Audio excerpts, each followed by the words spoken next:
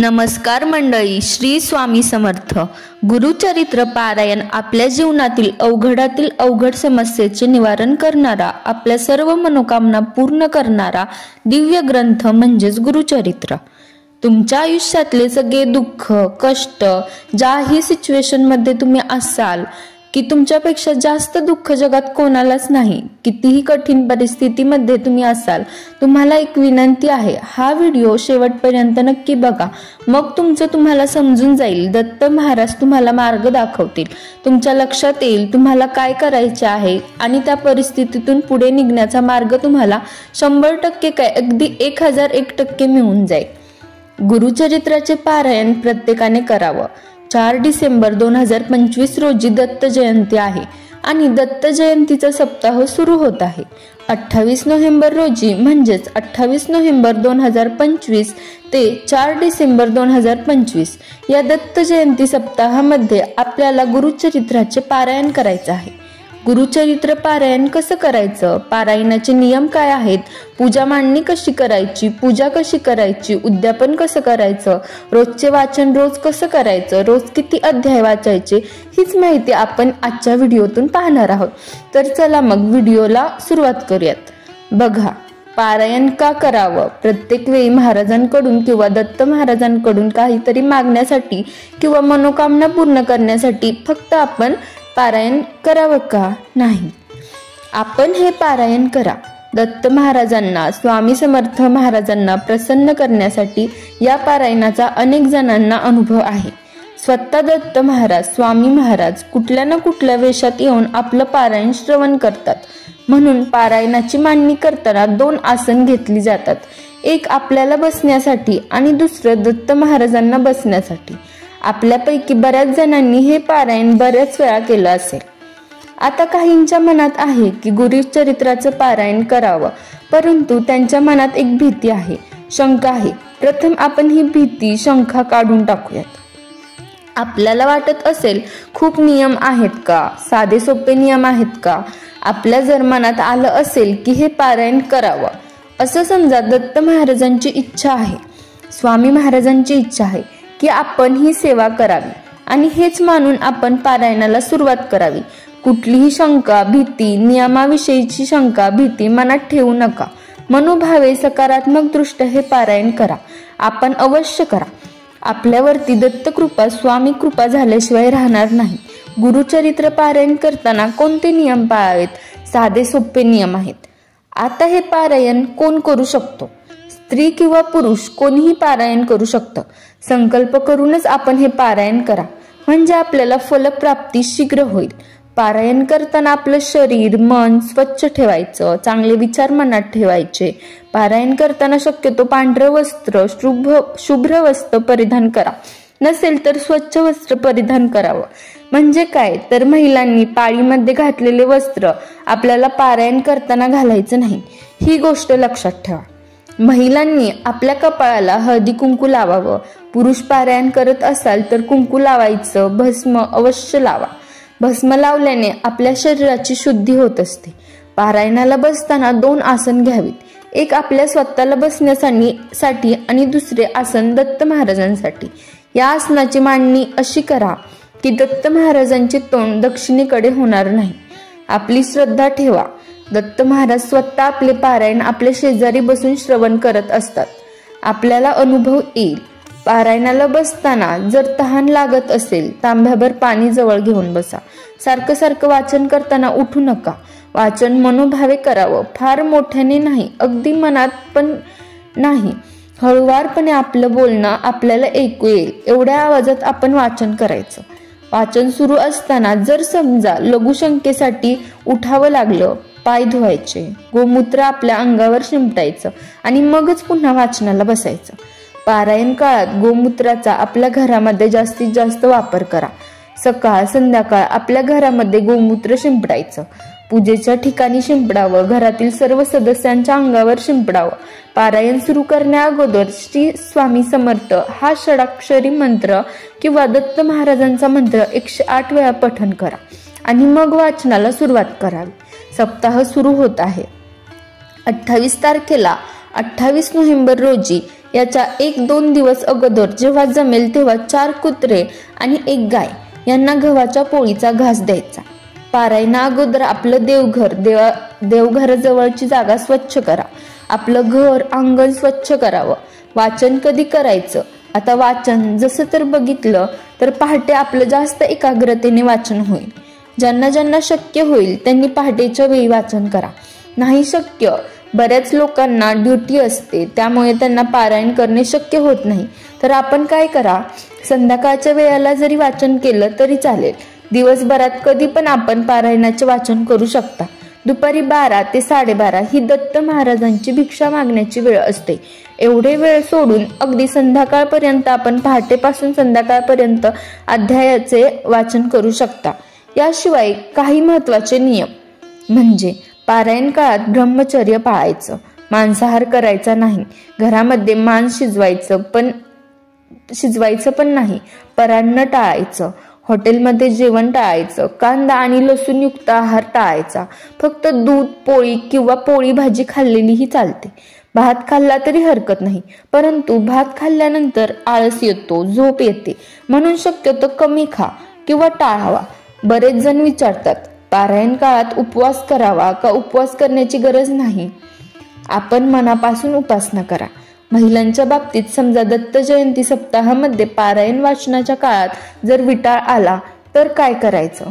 तेवढे दिवस आपण सोडून द्या आणि नंतर पुन्हा आपलं वाचन सुरू करा. दत्त जयंतीनंतर जरी आपलं वाचन संपलं, पारायण संपलं तरी चालेल, त्यानंतर आपण उद्यापन करा. पण आपल्याला माहिती असते आपली मासिक पाळीची तारीख काय आहे, त्यामुळे आपल्या तारखेच्या नुसारच पारायणाला बसावे, जेणेकरून पारायण हे खंडित होऊ नये. समजा सुतक आलं किंवा वृद्धी आली तरी काय करायचं? थांबून घ्यायचं, तेवढे दिवस जाऊन द्या आणि त्यानंतर आपलं पारायण पूर्ण करावं. रोज या पूजेच्या ठिकाणी म्हणजेच पोथीला पूजेला सकाळ संध्याकाळ आपल्याला नैवेद्य दाखवायचा असतो. आपल्या घरात आपण जे अन्न बनवता त्याच अन्नाचा नैवेद्य दाखवता. सकाळ संध्याकाळ रोज नैवेद्य आणि आरती करावी. शक्य झाल्यास रोज रात्री विष्णू सहस्त्रनाम स्तोत्र वाचायचं. आपल्या वाचनामध्ये काही चुक्या राहिल्या असतील, त्रुटी राहिल्या असतील तर त्यांची क्षमा प्रार्थना म्हणून विष्णू सहस्त्रनाम वाचलं जातं. पारायण काळामध्ये गादीवर झोपू नका. जमिनीवरती चटई किंवा घोंगडी अंथरावी, त्यावरती झोपायचं. घरामध्ये शांतता ठेवा, भांडण करायची नाही. अखंड दिवा लावायचा. अखंड दिवा पारायण काळात विझणार नाही याची काळजी घ्या. चुकून विझलास तर क्षमा मागून फक्त दिवा प्रज्वलित करा. सप्ताहामध्ये गुरुचरित्राची जी पोथी असते तिचं पवित्र जपायचं. पोथी आसनावरतीच ठेवून वाचन करा. आपल्या हातामध्ये किंवा मांडीवरती पोथी घ्यायची नाही. पोथी सारखी हलवायची नाही. पोथी वाचन झाल्यानंतर स्वच्छ वस्त्रामध्ये पोथी झाकून ठेवायची आणि रोज वाचना अगोदर पोथीचे पूजन करायचं आणि मगच वाचायला सुरुवात करायची. तर हे साधे सोपे नियम फक्त 7 दिवस आपल्याला हे नियम पाळायचे आहेत. आपले जीवन बदलून जाईल याची मी आपल्याला खात्री देते. प्रत्येकाने मनोभावे हे पारायण करा. बघा, सगळं काही स्वार्थ आहे. जे आपले आहेत ना तो फक्त भगवंत आहे.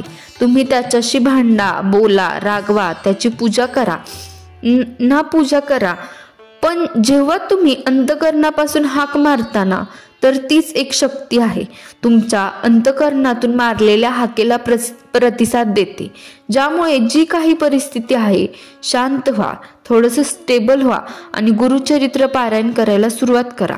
दत्त जयंती निमित्त 7 दिवसाचं गुरुचरित्र पारायण तुम्ही करू शकता. गुरुचरित्र पारायण तुम्ही मनापासून वाचावं. त्यांना फक्त हे हवंय, बाकीच्या काही गोष्टी नाही. त्यामुळे मी महिला आहे, मी गुरुचरित्र पारायण करू का? करा. दत्त महाराज तुमचे वडील आहेत, तुमचे भाऊ आहेत, तुमचे आई आहेत, तुमचे गुरु आहेत. तुम्ही एक नातं जोडा आणि एक गोष्ट लक्षात घ्या, देव हा भक्तीचा विषय आहे, देव हा भीतीचा विषय नाहीये. जी काही आपण ज्या कोणत्या देवाची गुरूंची सेवा करतो ना, त्यामुळे आपलं जे प्रारब्ध आहे, आपले जे भोग आहेत, त्याची तीव्रता आहे ना ती कमी होते आणि आपल्या आयुष्यातील दुःख, संकट, अडचणी यांना सामोरं जाण्यासाठी जी हिंमत लागते ना ती आपल्याला या सेवेमुळे मिळत असते. आता आपण बघूया पूजा मांडणी कशी करायची. गुरुचरित्र पारायणासाठी पूजा मांडणी त्याचा आपला सेपरेट व्हिडिओ येईल, तो व्यवस्थित पहा. पण तुमचं घर मोठं आहे, तुम्हाला पूजा मांडणी वगैरे करायला आवडतं तर तुम्ही पूजा मांडणी करा आणि तिथे बसून तुम्ही 7 दिवस गुरुचरित्र पारायण करा. पण समजा तुमची एकच रूम आहे, घरात लहान बाळ आहे, ती पूजा मांडणी तो बाळ ठेवत नाही, मग अशा वेळेला देवघरासमोर बसून तुम्ही पारायण केलं तरी सुद्धा चालेल. पारायण करताना फक्त दिवा लावलेला असावा, धूप अगरबत्ती लावलेली असावी आणि समोर आसन घेऊन आपण पारायण करायचं आहे.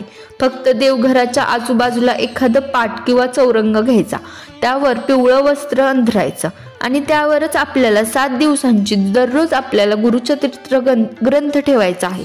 तो कसा ठेवायचा ते पाहू. 2 चौरंग घ्या. एक चौरंग आपल्याला पूजेसाठी आणि दुसरा चौरंग किंवा पाट चालेल गुरुचरित्राच्या पोथीला आसन देण्यासाठी. मुख्य पूजेच्या समोर चौरंग किंवा पाट मांडा.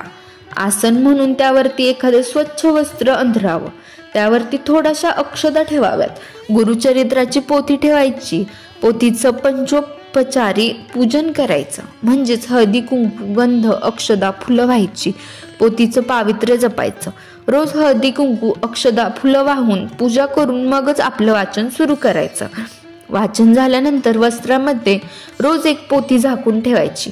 पोथी आसनावर ठेवूनच आपण वाचन करा. हातामध्ये घेऊन वाचन करू नका. पोथी सारखी सारखी हलवायची नाही. वाचताना थोडीफार पोथी हलली तर चालेल, परंतु उचलून घेऊ नका. अशा पद्धतीने पोथी पूजन झाल्यानंतर अखंड दिवा प्रज्वलित करा. हा दिवा विझणार नाही याची काळजी घ्यायची. 7 दिवस म्हणजेच उद्यापनापर्यंत दिवा अखंड तेवत राहिला पाहिजे. समजा चुकून विझलाच तर महाराजांची क्षमा मागायची. दिवा पुन्हा प्रज्वलित करायचा. मनात शंका मनामध्ये आणायची नाही. सप्ताहाच्या पहिल्या दिवशी म्हणजेच 28 नोव्हेंबर रोजी अशा पद्धतीने पूजेला सुरुवात करा. पूजा झाल्यानंतर श्री स्वामी समर्थ किंवा दिगंबरा दिगंबरा श्रीपाद वल्लभ दिगंबरा या मंत्राचे पठण करायचं आणि आपल्या वाचनाला सुरुवात करायची. वाचन कसं करायचं म्हणजेच रोज किती अध्याय करायचे. आपल्याला 7 दिवस हे पारायण संपवायचं आहे. म्हणजेच 28 नोव्हेंबर ते 4 डिसेंबर दत्त जयंतीच्या दिवशी अध्यायाचे वाचन पुढील प्रमाणे करा. पहिल्या दिवशी म्हणजेच 28 नोव्हेंबर रोजी 1 ते 9 अध्याय, दुसऱ्या दिवशी 10 ते 21 अध्याय, तिसऱ्या दिवशी 22 ते 24 अध्याय, चौथ्या दिवशी 25 ते 35 अध्याय वाचायचे, 5व्या दिवशी 36 ते 38, 6व्या दिवशी 39 ते 43 अध्याय वाचायचे आणि 7व्या दिवशी म्हणजे शेवटच्या दिवशी 44 ते 53 म्हणजे शेवटचा अध्याय वाचायचा. आपण हे पारायण या पद्धतीने करू शकता. म्हणजे साप्ताहिक पारायण तसेच 3 दिवसाचं पारायण देखील करू शकता. ज्यांना शक्य असेल त्यांनी 1 दिवसीय पारायण करावं. समजा 28 तारखेला आपल्याला जमलं नाही पारायण सुरू करायला, कुठल्याही दिवशी या सप्ताहामध्ये आपण पारायण सुरू करू शकता. आपलं वाचन झालं की रोज आपल्याला संपूर्ण पूजेला आपण घरात जे अन्न बनवतो त्याचा नैवेद्य दाखवायचा. सकाळ संध्याकाळ रोज आरती करायची. जर अशा पद्धतीने आपल्याला 28 नोव्हेंबर ते 4 डिसेंबर या दरम्यान गुरुचरित्राचे हे पारायण करायचं आहे. 4 डिसेंबरला दत्त जयंती आहे. उद्यापन कधी करायचं? 4 डिसेंबर म्हणजेच दत्त जयंती पर्यंत आपलं सर्व वाचन करून घ्या आणि 5 डिसेंबर रोजी आपल्याला उद्यापन करायचं आहे. कारण दत्त जयंतीच्या दिवशी उपवास असतो, तर आपण दुसऱ्या दिवशी उद्यापन करा. उद्यापन कसं करायचं? 5 डिसेंबर रोजी म्हणजेच उद्यापनाच्या दिवशी सकाळी लवकर उठायचं, स्नान संध्या आटपून पूजा वगैरे करून घ्या आणि त्यानंतर संपूर्ण पूजेवरती हळदी कुंकू व्हायचं, अक्षदा व्हायच्या, मनोमन दत्त महाराजांचे स्वामी महाराजांचे ध्यान करायचं, दर्शन घ्यायचं. या दिवशी आपल्याला विशिष्ट नैवेद्य दाखवायचा असतो. त्यामध्ये प्रामुख्याने पुरणपोळीचा नैवेद्य आणि दत्त महाराजांची आवडती घेवड्याच्या शेंगांची भाजी नैवेद्यामध्ये असावी. शक्य झाल्यास अवश्य समावेश करा. 5 नैवेद्य आपल्याला दाखवायचे असतात. पहिला नैवेद्य दत्त महाराजांना, नंतर स्वामी महाराजांना, तिसरा कुलदैवतेला, चौथा गुरुचरित्राची जी पोथी असते त्या पोथीचा नैवेद्य आणि 5वा गाईचा नैवेद्य. यातील गाईचा नैवेद्य गाईला अर्पण करा. बाकी जे नैवेद्य असतात ती आपली आरती वगैरे झाल्यानंतर हे नैवेद्य प्रसाद म्हणून आपण घरात खावेत, बाहेर कुणाला देऊ नका। नैवेद्य दाखवल्यानंतर आपल्याला आरती करायची असते। आरत्यांमध्ये प्रामुख्याने गणपती बाप्पा, देवीची आरती, दत्त महाराजांची, स्वामींची आणि गुरुचरित्राच्या पोथीची आरती अवश्य म्हणावी। या दिवशी जर आपल्याला शक्य झालं तर एखादं मेहुणं किंवा जोडपं, नाही शक्य झालं तर एखादी सवाष्णी अवश्य जेवू घालावी, त्यांची ओटी भरावी, मान सन्मान करावा, दक्षिणा द्यावी, शक्य झाल्यास दान करा। समजा जोडप्याला जेवू घालायचं पण जोडपं नाही मिळालं तर शिधा बाजूला काढायचा, त्या शिद्याचं पूजन करायचं आणि तो शिधा एखाद्या गरजू व्यक्तीला, एखाद्या गरीबाला तुम्ही देऊ शकता। किंवा तुमच्या घराच्या आजूबाजूला दत्त महाराजांचे कुठे मंदिर असेल तर त्या दत्त मंदिरमध्ये तुम्ही अर्पण करू शकता। किंवा तुमच्या ओळखीचे कोणी गुरुजी असतील, तुमच्या बाजूला राहत असतील तर त्यांना सुद्धा तुम्ही हा शिधा दिला तरी सुद्धा चालू शकतं। याप्रमाणे साधं सोपं उद्यापन करायचं आहे। तसेच याचक भिकारी असतील त्यांना तृप्त करा, कारण दत्त महाराज कुठल्या ना कुठल्या वेशात येऊन आपल्या भक्तांची परीक्षा घेत असतात। मनोभावे जर आपण पारायण केलं, काही ना काही अनुभूती आपल्याला आल्याशिवाय राहणार नाही। आणि असा काही अनुभव आपल्याला आला तर नक्की कमेंट बॉक्समध्ये शेअर करा, जेणेकरून हा अनुभव वाचून इतर दत्त भक्त असतील त्यांना देखील हे पारायण करण्याची प्रेरणा मिळेल। अशा पद्धतीने विधिवत उद्यापन करा। तर हा माहिती पूर्ण व्हिडिओ कसा वाटला, व्हिडिओ आवडला असेल तर व्हिडिओला नक्की लाईक करा, शेअर करा आणि चॅनलला सबस्क्राईब करायला विसरू नका। व्हिडिओ शेवटपर्यंत पाहिल्याबद्दल अगदी मनापासून तुमची खूप खूप आभारी आहे। धन्यवाद। श्री स्वामी समर्थ। रामकृष्ण हरी।